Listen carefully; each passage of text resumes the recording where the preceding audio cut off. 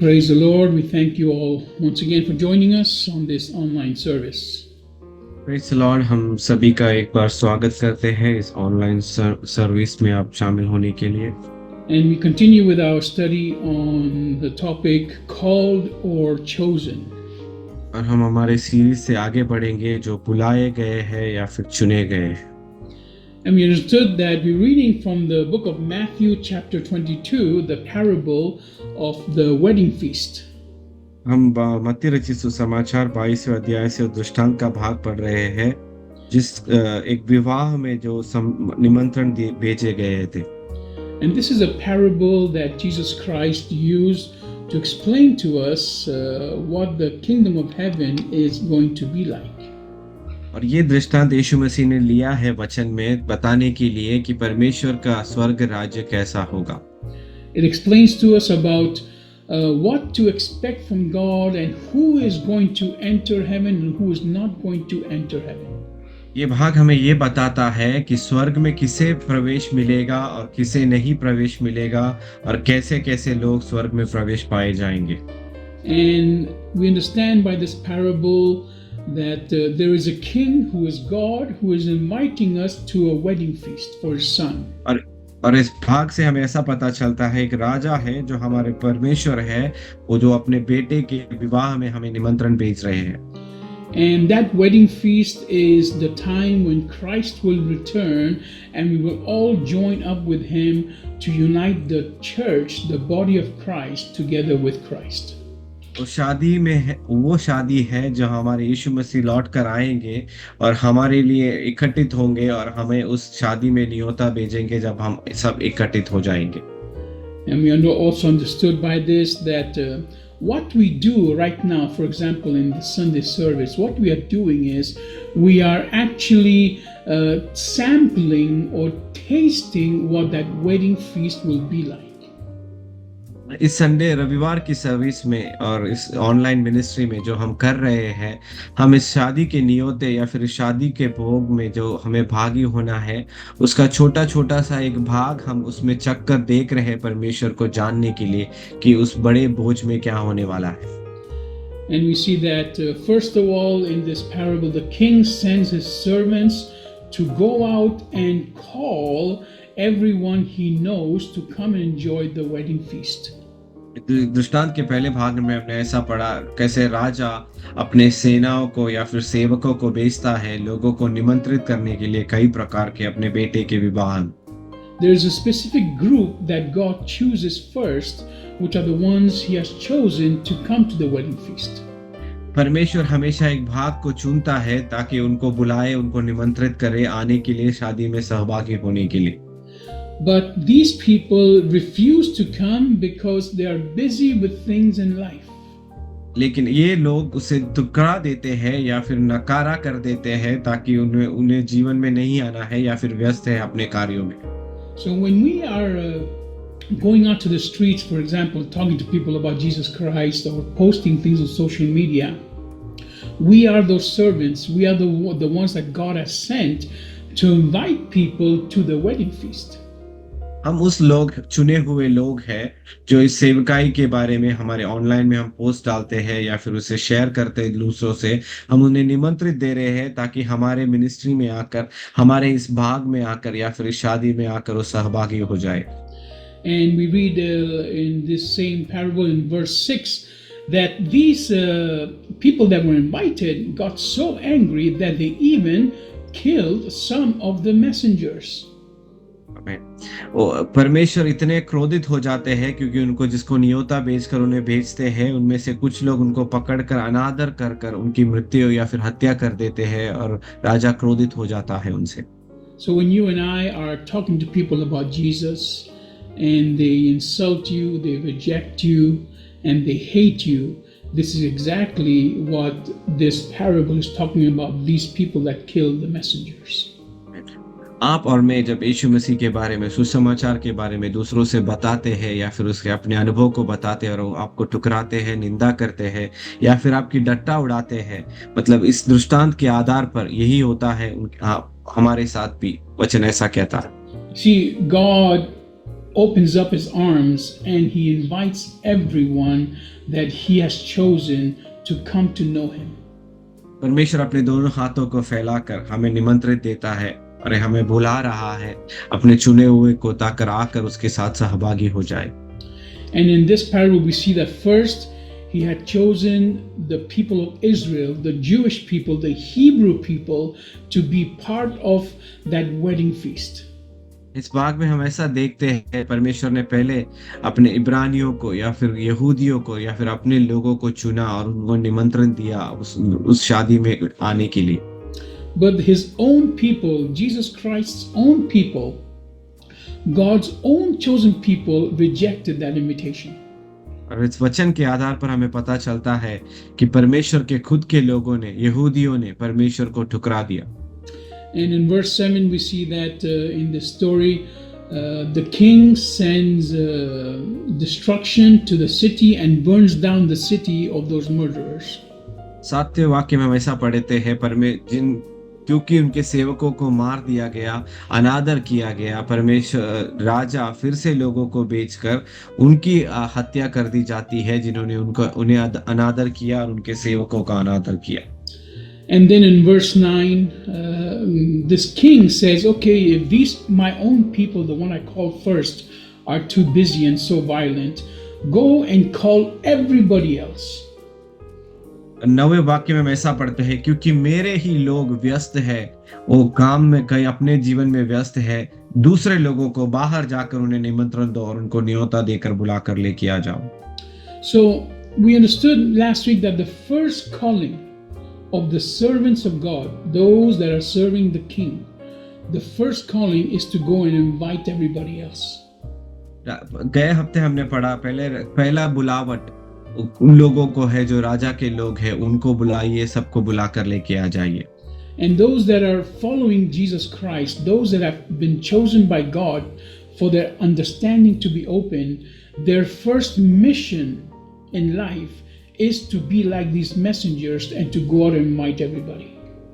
परमेश्वर के लोगों को, चुने हुए लोगों को उनकी सोच में समझ में विस्तार आने के लिए यही दर्शाता है कि उनके लोगों को जाकर जैसे उनके सेवकों ने किया, दूसरों को न्योता दीजिए, दूसरों को निमंत्रण या फिर आमंत्रण दीजिए ताकि वो आकर हमारे साथ सहभागी हो जाए और इस परमेश्वर के आनंद में आनंद हो जाए। And we remember that Christ told this to his own disciples. He says, go and preach first to the Jews and then you go and preach to the Gentiles. परमेश्वर अपने चेलों से कहता है पहले यहूदियों से फिर फरीसियों से और जाकर सुसमाचार को फैलाइए, ऐसा परमेश्वर ने अपने चेलों से कहा। So this is kind of the same thing that this parable is teaching us. उसी समान ये भाग भी या फिर इस दृष्टांत भी वही दर्शाता है जो परमेश्वर ने उनसे कहा। So let's go to the word of God here. Let's go to and read in verse 10. मत्ती रचित समाचार 22 का 10वां वाक्य हम पढ़ेंगे। So that will be Matthew chapter 22. मत्ती रचित सुसमाचार 22वां अध्याय है। And we'll read verse 10. इसका 10वां वाक्य।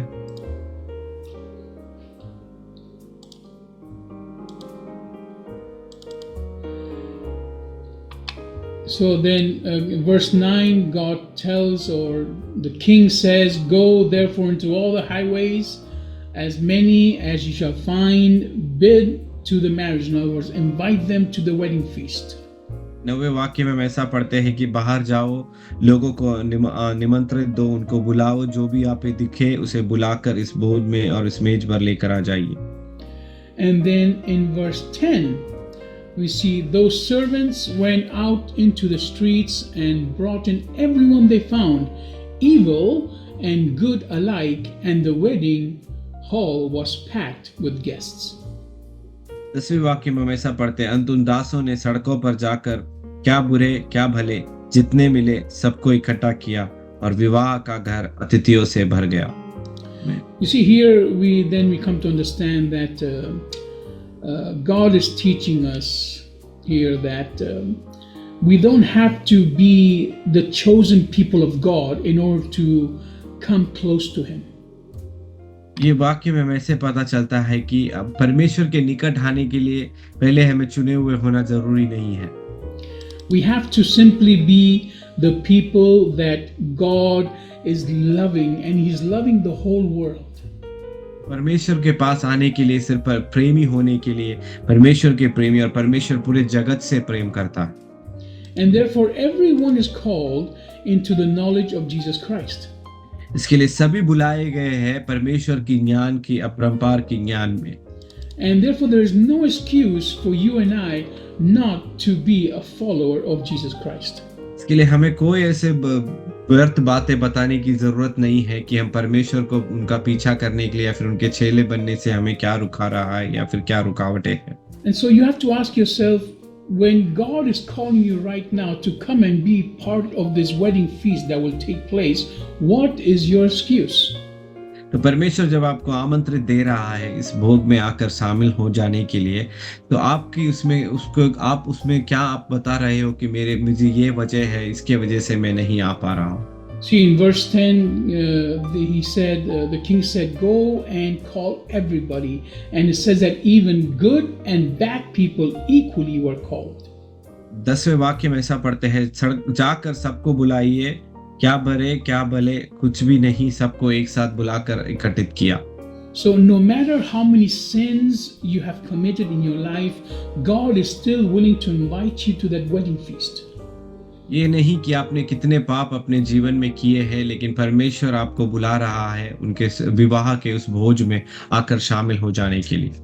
So if you are not a follower of Jesus Christ, then right now God is calling you to repentance. यदि आप यीशु मसीह के चेले नहीं हो, लेकिन या फिर यीशु मसीह को आप नहीं स्वीकार या फिर जानते हो, तो परमेश्वर आपको बुला रहा है मन फिराकर अपने पापों को बताकर परमेश्वर की ओर आने के लिए। So you are right now being called to be part of that wedding feast. और इस क्षण में आपको बुलाए गए हैं, उस शादी में न्योता दिया गया है, उसमें आकर सहभागी होने के लिए। Now, in order to be someone that is chosen by God, you have to choose that invitation. परमेश्वर के द्वारा चुने जाने के लिए पहले आपको परमेश्वर के द्वारा दी गई चुनाव को स्वीकारना है। And you have to first of all repent of your sins. You have to repent of your understanding of God so far, and you have to accept the wedding invitation. अपने पापों को स्वीकारना है और अब परमेश्वर के बारे में आपकी बुद्धि या फिर सोच क्या है उसे आप अपने आप को समर्पण कर कर और इस न्योता को स्वीकार कर आपको उस शादी में सहभागी होना है। Don't be like the first group that says, "Oh, I'm too busy to attend the wedding feast." पहले उस भाग के लोगों के समान मत हो जाना जिसने कहा नहीं हम बहुत व्यस्त हैं, हम इस शादी में न्योता नहीं स्वीकार पाएंगे, और उन्होंने उसका अनादर किया। Don't be like those that say, "No, I have my own religion, my own way of thinking, and that's why I don't want to be part of this wedding feast." ऐसा मत सोचिए कि मेरा खुद का एक विश्वास है या फिर एक जाति है या फिर मैं विश्वास करता हूँ और मुझे इससे स्वीकारना नहीं है, मुझे इसे जानना नहीं है, और इसे आप ठुकरा ना दीजिए। Because it is a gift given to us, those that are not of the Jewish bloodline, a gift to us. That invitation is a gift. यहूदियों के वंशावली से जो चुने नहीं जाने के बावजूद भी हमें एक वरदान दिया गया है परमेश्वर के भाग में सहभागी होने के लिए, उनके वंशावली में जुटने के लिए। God does not care who comes to the wedding because He gave His own people the invitation and they rejected it. So now He's opened up the door for every single person who accepts the invitation. परमेश्वर के लिए ये मायने नहीं रखता कि कौन आता है या फिर नहीं आता है, इतर जातियों से हम आते हो या नहीं। उन्होंने आपको बुलावट दी है और उस बुलावट को स्वीकार कर, उस चुनाव को स्वीकार कर, आप परमेश्वर को अपने जीवन में स्वीकार कर आप आते हो। परमेश्वर उसी चीज का मायने करता है। Let's continue with verse 11. 11वां वाक्य से आगे बढ़ेंगे। When the king came in to see the guests, he noticed a man there who was not wearing wedding clothes. 11वां वाक्य, जब राजा अतिथियों को देखने भीतर आया तो उसने वहां एक मनुष्य को देखा जो विवाह का वस्त्र नहीं पहने था। And verse 12, he asked him, "Friend, how did you get in here without wedding clothes?" But the man was speechless. उसने उससे पूछा, हे मित्र, तू विवाह का वस्त्र पहने बिना यहाँ क्यों आ गया? उसका मुंह बंद हो गया। Now, what are these wedding clothes that the king is talking about? ये शादी के वस्त्र जो परमेश्वर या विवाह का वस्त्र जो परमेश्वर यहाँ पूछ रहे हैं वो क्या है? और राजा What is these wedding clothes? What do we understand by them? उसको वस्त्र के बारे में, विवाह के वस्त्र के बारे में क्या हमें समझ आता है? The wedding clothes is what allows you to be part of the wedding feast. विवाह का वस्त्र वो है जो आपको इस विवाह में भागी होने के लिए आपको उसको वस्त्र को पहनना है। Now, you might enter the wedding feast, आप विवाह में प्रवेश कर लिए होंगे, but you might not be accepted to stay in the wedding feast. लेकिन आप उस विवाह में रहने के लिए कुछ योग्यता है, उस योग्यता के हिसाब से हम शायद नहीं रहेंगे। You see, you might even call yourself right now a Christian, and you call yourself a good person that's going to be part of that heavenly wedding feast. आप अपने आप को एक क्रिस्त विश्वासी कहते होंगे या फिर एक क्रिस्त के अनुयायी कहते होंगे, लेकिन आप उस मसीह के अनुयायी की योग्यता के अनुसार आप नहीं आए होंगे शायद। And maybe you are someone that is a good person and prays a lot to other gods and gives to the poor, but this does not mean you are wearing the wedding clothes. आप एक भले व्यक्ति होंगे, बहुत दान धर्म करते होंगे, बहुत भले कार्य करते होंगे, लेकिन उसका मतलब ये नहीं है कि आपने उस विवाह के वस्त्र को पहना है। You see, because God, who is the king, he will see if you're wearing the right clothes or not. परमेश्वर जो राजा है वो देखता है कि आपने विवाह का वस्त्र पहना है या नहीं। And he will ask you, why aren't you wearing the wedding clothes? और वो आपसे पूछेंगे क्यों आप नहीं पहने हो विवाह के वस्त्र को। So what are the wedding clothes? क्या है विवाह के वस्त्र? The wedding clothes is Jesus Christ, विवाह का वस्त्र है यीशु मसीह, the righteousness of God. परमेश्वर की धार्मिकता। Without being having repentance of your sins and without being washed clean by the blood of Jesus Christ, you cannot officially be a part of the wedding. पापों का पश्चाताप ना होना, उसे ना स्वीकारना और परमेश्वर यीशु मसीह के लहू से धुले ना जाने के अलावा आप इस विवाह के वस्त्र को आप नहीं पहन सकते। You might have done everything right according to other faiths and other religions, and you think that you're wearing the proper clothes for the wedding. आप दूसरे विश्वास के आधार पर आपने सही सा कार्य किया होगा, बहुत भले कार्य किए होंगे, लेकिन इस वचन के आधार पर आपने विवाह के वस्त्र को नहीं पहना है। But when God sees you in that wedding feast and he asks you, why aren't you wearing Jesus Christ? What are you going to answer? परमेश्वर जब आपको देखेगा उस विवाह के भोज में और पूछेगा क्यों आपने उस विवाह के वस्त्र को नहीं पहना है, तब आपका जवाब क्या होगा? See, we have to wear Jesus Christ. We have to wear Christ as the one who is defending us from our sins. हमें यीशु मसीह को स्वीकारना है, उन्हें अपने हमारे जीवन में उन्हें स्वीकार कर पहनना है, जो हमारे पापों के लिए हमारी बिछुआई कर हमारे लिए उन्होंने हमारे बिछुआई कर रहा है। See, Jesus Christ is our righteousness. यीशु मसीह ही हमारी धार्मिकता है। He is the only one that can make us stand blameless before God. वो एक ही व्यक्ति है जो हमें निर्दोषी साबित कर पिता के सामने, परमेश्वर के सामने खड़ा कर सकता है। So you might enter the wedding, but you will be found out by God. आप विवाह में प्रवेश तो कर लोगे, लेकिन पिता के परमेश्वर के सामने आप दिखे जाओगे। Many people are being part of this wedding feast every week. और कई लोग इस विवाह में प्रवेश करते हैं हर एक सप्ताह में। But when you enter the final wedding feast, which is when Christ comes back, and if you're not wearing Christ, if you're not wearing the right clothes, you will be pointed out. और जब यीशु मसीह के पुनर्आगमन में जब वो आएंगे और जब हमें देखेंगे हमें बिना विवाह के वस्त्र में, तो आपको और उंगली उठाया जाएगा और आपको बुलाकर अलग किया जाएगा। Let's go to verse 13. 22 का मत्ती रचित सुसमाचार 22 का 13वां वाक्य पढ़ेंगे। She said, Then the king told his servants, tie his hands and feet and throw him into the darkness outside. In that place there will be weeping and gnashing of teeth, because many are invited, but few are chosen.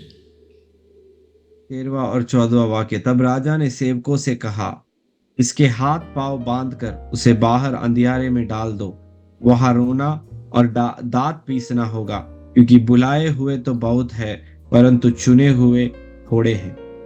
So, once again, very clearly here, the Lord is telling us that if you're not wearing Jesus Christ, you will be cast into hell. एक और बार यीशु मसीह हमसे कहता है यहाँ पर, यदि आप परमेश्वर यीशु मसीह को ना स्वीकारते हो, उस विवाह के वस्त्र को ना स्वीकारते हो, तो आप नरक में डाले दिए जाओगे। You cannot enter the wedding feast wearing the clothes you are wearing right now or wearing the clothes that you think are good enough for the wedding feast. आप एक विवाह के भोज में अब शामिल नहीं हो पाओगे उस वस्त्र को पहनकर जो आपको सही लगे, या फिर आप ना विवाह के वस्त्र को पहनकर आप उसमें सहभागी नहीं हो सकते। See, when I was a Hindu and I believed in karma and all these good deeds and bad deeds, there was one verse that shook my whole foundation. जब मैं हिंद विश्वास में था, जब मैं कर्मा में विश्वास करता था, भले कार्यों में अच्छा दान देना, अच्छी रीति रिवाज से चलना, अच्छे कार्यों को करना, एक वाक्य था वचन से जो मुझे पूरी तरह से हिला दिया। And that verse said that all our good deeds are like filthy rags in front of God. आमीन। हमारे सभी भले कार्य परमेश्वर के सामने एक मैले वस्त्र के समान है, जो कुछ भी हम करें। When I read that for the first time, I realized that what everyone else had taught me was completely different compared to what the Bible is teaching. जब मैंने पहली बार उस वाक्य को पढ़ा, मुझे ऐसा समझ आया कि जो कुछ भी लोग कहते हैं वो सब पूरी गलत बातें हैं, वचन के आधार पर जो वचन कहता है अपने भले कार्यों के बारे में। In other words, that verse was saying that no matter what I do, it is not good enough for God to accept me in the wedding feast. आमीन। उस वाक्य के आधार पर उसमें मुझे ऐसा समझ आया, या फिर वचन ने ऐसा मुझसे बातें की कि जो कुछ भी तुम भले कार्य करो वो कुछ मायने नहीं रखता है। And this is परमेश्वर and this is so because by doing good things, I am forcing God to accept me because I am such a good person. मैं भले कार्य करने से परमेश्वर को मैं जबरदस्ती कर रहा हूँ ताकि वो मुझे स्वीकारे, ना कि मैं उस कार्य को करूँ जो वचन कहता है। But like we read today, many are invited, many are called, but few are chosen. जैसे हमने पढ़ा 22 के 14 वाक्य में, क्योंकि बुलाए तो बहुत है परंतु चुने हुए थोड़े हैं। So you might be called and you might be entering and you might be doing some things right, but if you do not have Jesus Christ as your righteousness, you cannot be chosen. आप कार्य करते होंगे, बहुत अच्छे बुलाए गए होंगे, लेकिन यदि यीशु मसीह को अपने उद्धारकर्ता करके अपने जीवन में नहीं स्वीकारा है, तो आप उस शादी से बाहर ठुकरा दिए जाओगे। Even if you are born in a Christian family, या कि आप एक मसीह जीवन में पैदा हुए बड़े हुए हो तो भी, even if you have been baptized, या शायद आपने बपतिस्मा लिया होगा तो भी, even in some time before you had accepted Jesus Christ and been walking correctly, और कुछ समय पहले अपने यीशु मसीह को स्वीकारा है और अब सही मार्गों पर चल रहे हो तो भी, but if you don't have Jesus Christ as your only righteousness, as the only one who through him God will accept you, you are in a big mistake. सिर्फ यीशु मसीह ही आपका उद्धारकर्ता करके आपने जीवन में नहीं स्वीकारा है, स्वीकार कर चल रहे हो, तो आपने अपने जीवन में सबसे बड़ा गलती किया है। And the Bible teaches us over and over again that many of the people who are in church will not enter heaven.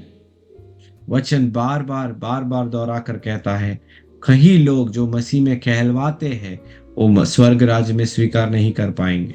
They are in the wedding feast, वो शादी में है, but they're wearing the wrong clothes. लेकिन वो गलत वस्त्र पहन रहे हैं। And it's only a question of time that they will be pointed out and then they will be cast out into hell. कुछ समय की बात है कि वो दिखे दिए जाओगे, या फिर उस झुंड से बुलाकर अलग कर उन्हें बुलाए दिया जाएगा और उन्हें बाहर कर दिया जाएगा और ठुकरा दिए जाओगे। Now this is a warning not only for those who don't believe in Christ. ये एक चेतावनी सिर्फ उनके लिए नहीं है जो सिर्फ परमेश्वर को नहीं जानते हैं। It's not only for those who say they believe in Christ and are going to church. सिर्फ वो नहीं है कि जो मसीह में विश्वास करते हैं लेकिन कलीसिया में नहीं जाते हैं। It is also a warning for the religious leaders and the leaders even in the church who are not wearing Christ correctly. या फिर उस आत्मिक नेताओं के लिए है जो अपने आप को ठहराते हैं आत्मिक लेकिन यीशु मसीह को सही तरीके से अपने आप में स्वीकारे या फिर वस्त्र को नहीं पहने हैं। Let's go to John chapter 10. यूहन्ना रचित सुसमाचार 10वां वाक्य। John chapter 10, यूहन्ना रचित सुसमाचार 10वां वाक्य।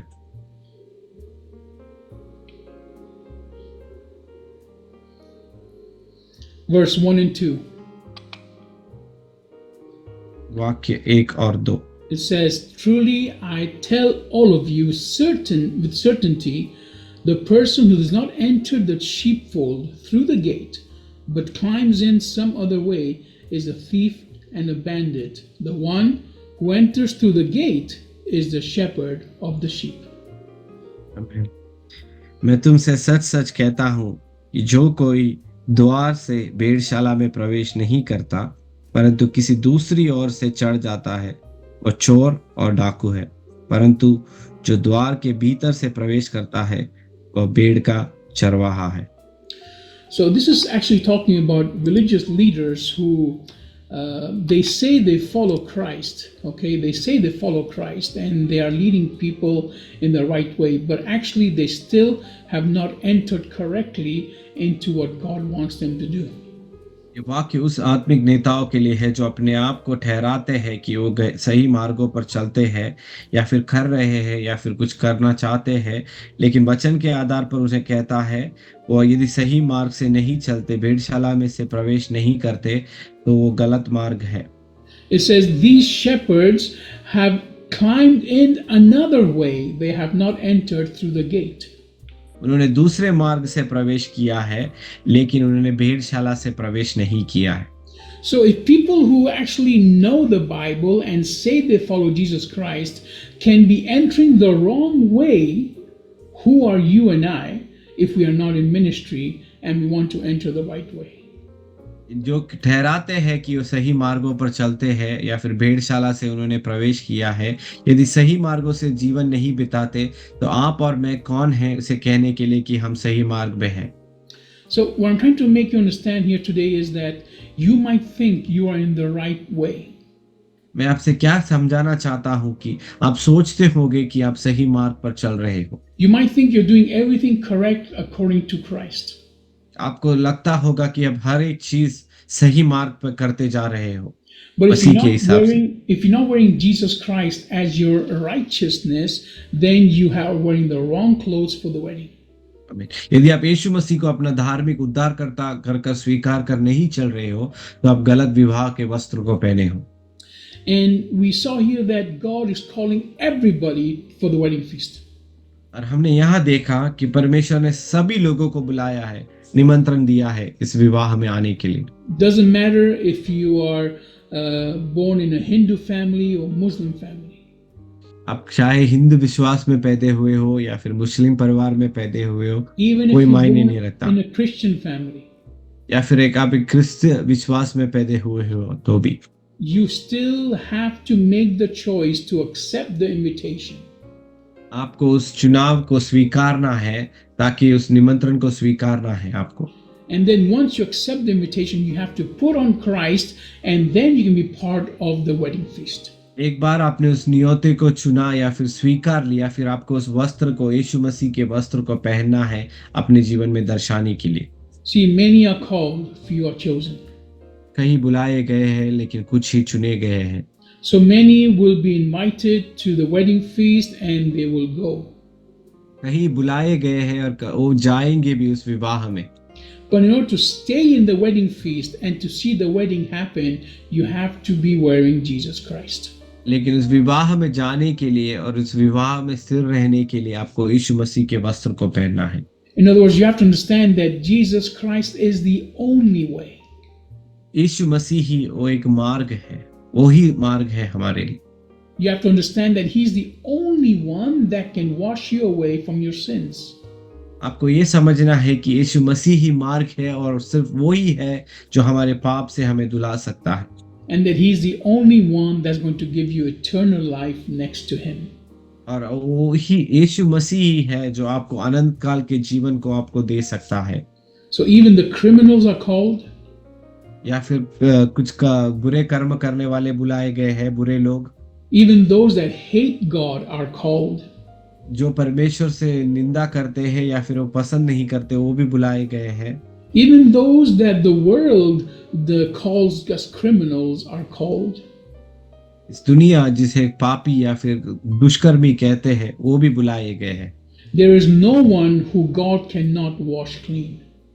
ऐसा कोई भी नहीं है जो यीशु मसीह उन्हें साफ कर कर धुला नहीं सकता। The only condition is that you put on Jesus Christ as your righteousness. एक ही व्यवस्था है, यीशु मसीह को अपना धार्मिकता कर कर स्वीकारना है। So right now you are being called, इस क्षण में आप बुलाए गए हो, but it's up to you if you want to be chosen or not. आपके ऊपर है या फिर आपके पास है उस चुनाव को कि आपको उसे स्वीकारना है कि नहीं स्वीकारना है। If you put on Jesus Christ, you will be a chosen one. यदि आप यीशु मसीह को स्वीकारते हो या फिर पहनते हो तो आप चुने हुए हो, Because Jesus Christ is the only one that can make you stand blameless in front of God. यीशु मसीह ही ऐसा एक व्यक्ति है जो आपको निर्दोषी स्थापित कर कर अपने पिता के सामने, परमेश्वर के सामने खड़ा कर सकता है। When you're wearing Jesus Christ, you will be in that wedding feast. आप जब उस यीशु मसीह को पहनते हो तो इस शादी की भोज में आप रहोगे, And when the king sees you, he will see that you're wearing the right clothes. और जब राजा देखेगा आपको तो वो जान लेगा कि आपने सही कपड़ा पहना है। We read in the book of Isaiah a couple of weeks back how God takes away our filthy clothes and puts on us a robe of righteousness. भविष्यवक्ता के पुस्तक में कई हफ्तों पहले हमने देखा कैसे हमारे मेले हुए कपड़े को उतार कर एक धार्मिकता के वस्त्र को पहनाते। And this is what Christ wants to do for every one of us. इसीलिए यही यीशु मसीह चाहता है हर एक व्यक्ति आप और मेरे लिए करने के लिए। But you can't just do it once in your lifetime. तो एक ही बार करने वाली एक बात नहीं है आपके जीवन में। You have to put on Christ daily. आमीन। यीशु मसीह को आप लगातार निरंतर अपने जीवन में पहनना है। Every day you have to dress up for that wedding feast. हर एक दिन आप उस विवाह के वस्त्र को पहनना है। See, I'm living here in the West. मैं इस वेस्ट साइड में रहता हूँ। So here in church, most people go with nice pants, a tie, and a shirt. और यहाँ चर्च में अच्छे शर्ट, टाई और पैंट पहनकर जाते हैं। But if I go in my swimming costume to church, how will it look like?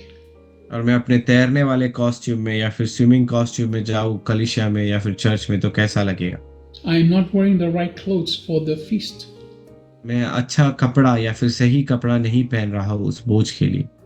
I'm talking in a natural, normal, natural way, so we understand the importance of wearing the right clothes. मैं एक सरल तरीके से आपसे बातें कर रहा हूँ ताकि आपको और सरल तरीके से समझ में आ सके। Would you go in shorts and t-shirt to meet the prime minister? क्या आप शॉर्ट्स और टी शर्ट में जाओगे एक मंत्री से मिलने के लिए? No, you wear nice clothes. आप एक अच्छा कपड़ा पहनकर जाओगे। So the wedding feast, we have to wear Jesus Christ. तो यीशु मसीह को पहनना है हम उस विवाह के भोज में। Amen. मैं I trust you have received this message today. मैं विश्वास करता हूँ आपको ये संदेश आपने स्वीकारा है और आपको समझ में आया है। And that you have decided to wear Jesus Christ as your righteousness. और आपने चुना है यीशु मसीह को अपना धार्मिक उद्धारकर्ता करके पहनने के लिए। Because otherwise you might think you are in the wedding feast because you've accepted the invitation. क्योंकि आपको ऐसा लगेगा कि आप शादी में न्योता दिया गए और आप शादी में हो। But you will be pointed out and cast away even when the wedding feast has already started. और विवाह शुरू तो हो गया रहेगा लेकिन आपको बुला दिए जाओगे और बुलाकर वस्त्र विवाह का वस्त्र ना पहनने की वजह से आपको बाहर कर दिए धकेले दिए जाओगे। Share this with others and let them know that they have to wear Jesus Christ if they want to be part of the wedding feast. दूसरों से आप इस संदेश को शेयर कीजिए ताकि वो भी समझ सके कि पर विश्वास में यीशु मसीह के विवाह में भोगी होने के लिए क्या-क्या करना चाहिए। Amen. God bless you. परमेश्वर आपको आशीष करे। आमीन। Hallelujah.